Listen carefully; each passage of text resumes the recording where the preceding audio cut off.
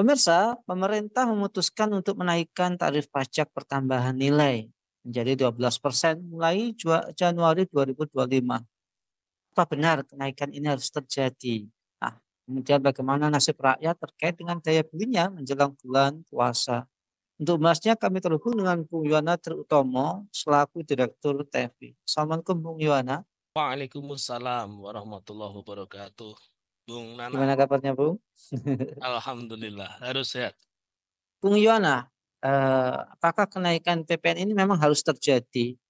Dan bagaimana nasib masyarakat yang gajinya pas-pasan, Bung? Raditu billahi robba wa bil islami dina wa bi Muhammadin nabiyya wa rasula. Rabbi zidni ilma warzuqni fahma. Rabbi shrah li sadri wa yassir li amri wahlul 'uqdatam min lisani yafqahu qawli. Jadi begini Bung Nanang, memang sepertinya pemerintah kita ini sedang uber-uberan untuk mendapatkan tambahan pendapatan eh, apa untuk nutup defisit anggaran fiskal ya dari rezim sebelumnya. Cuma anehnya itu kenapa kok yang digas itu adalah dengan menaikkan PPN dari 11% menjadi 12%, meski hanya 1%, berapapun itu kenaikannya, yang namanya kebijakan ini pasti akan menjadi beban berat bagi masyarakat, apalagi kalau kita lihat PPN ini kan pajak yang sifatnya membebani seluruh masyarakat ya, pajak pajak konsumsi. Artinya tidak pandang bulu masyarakat kelas apapun dia pasti akan terkena dampak dari PPN, kenaikan PPN ini. Sifatnya regresif begitu.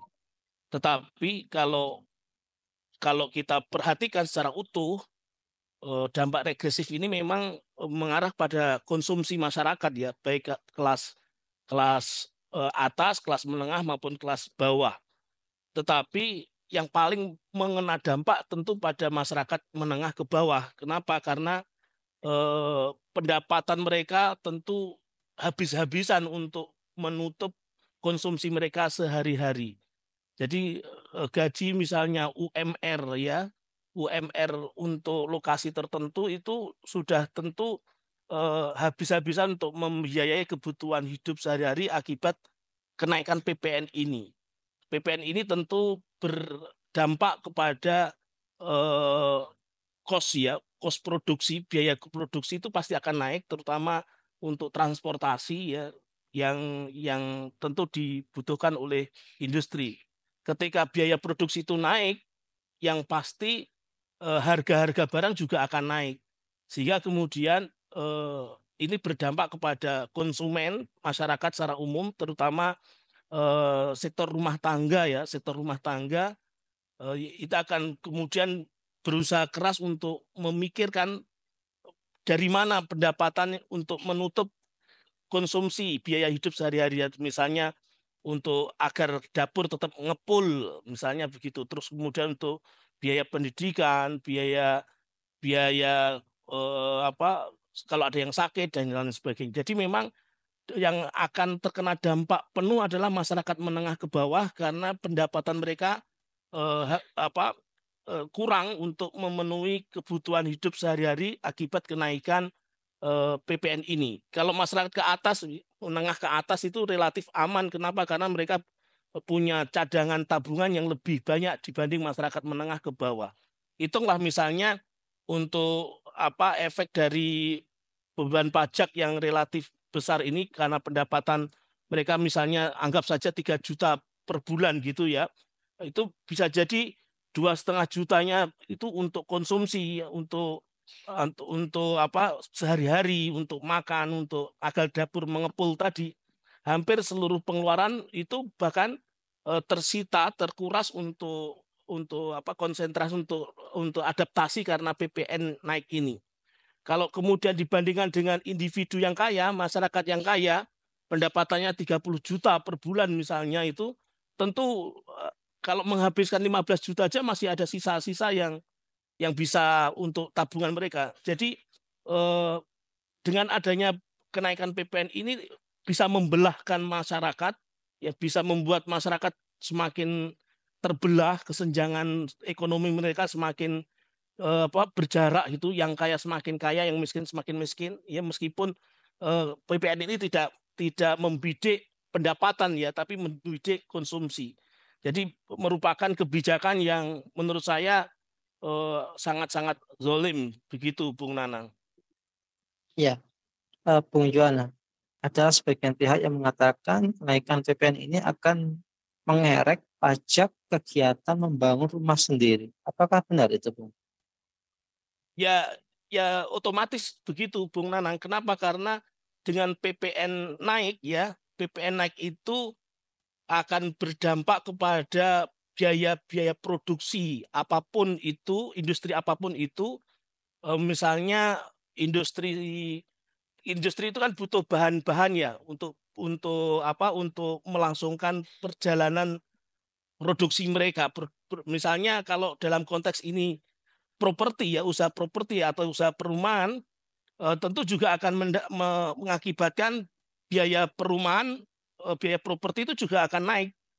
Misalnya untuk beli semen, harga semen kan naik, maka kemudian industri perumahan atau properti ini juga akan menaikkan biaya produksinya, ya semen, batu bata, misalnya terus kemudian baja dan lain sebagainya itu secara otomatis dampak kenaikan PPN ini juga berdampak pula atas kenaikan properti ya, kenaikan biaya membuat rumah itu, Bung Nanang. Nah, terakhir Bung, bagaimana solusi yang adil untuk menjaga peningkatan pendapatan negara ya dan kemampuan masyarakat untuk bertahan di tengah tekanan ekonomi ini, Bung Yuwana? Memang ini kebijakan naikkan PPN, kenaikan pajak ini kebijakan yang sangat sistemik ya, yang sangat beraroma kapitalistik. Selama sistem ekonomi yang digunakan adalah sistem ekonomi kapitalisme, maka selama itu pula pembangunan nasional yang tujuannya untuk mensejahterakan masyarakat itu tidak akan tercapai. Kenapa? Karena modal pembangunan berangkat dari utang, berangkat dari pajak, dan berangkat dari utang.